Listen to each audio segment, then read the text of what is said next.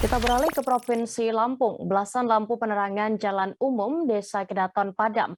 Lampu BJU Padam tersebut berada di Jalan Leturohani, Desa Kedaton, Kecamatan Kalianda, Lampung Selatan. Tepatnya jalan menuju ke RSUD Bob Bazar Kalianda, Lampung Selatan.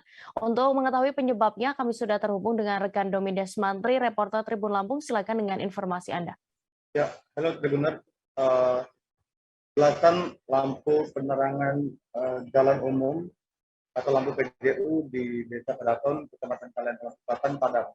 Menurut pantauan saya di lokasi tadi malam, belasan lampu jalan tersebut padam dari perempatan Kedaton hingga menuju ke arah rumah Ketua DPRD Lampung Selatan yang terletak di tepatnya di Jalan Letu Rohani di depan Rumah Sakit Umum Daerah Bob Bazar Kalianda.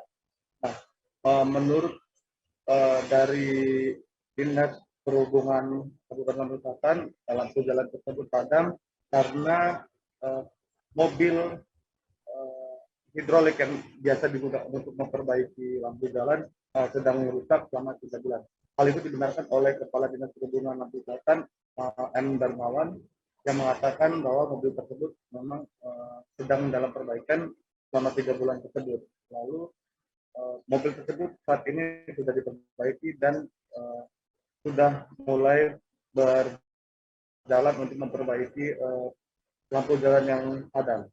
Lalu Darmono mengatakan mobil tersebut memang sudah wayangnya untuk diganti karena mobil tersebut mendapatkan pengadaan itu tahun 2006.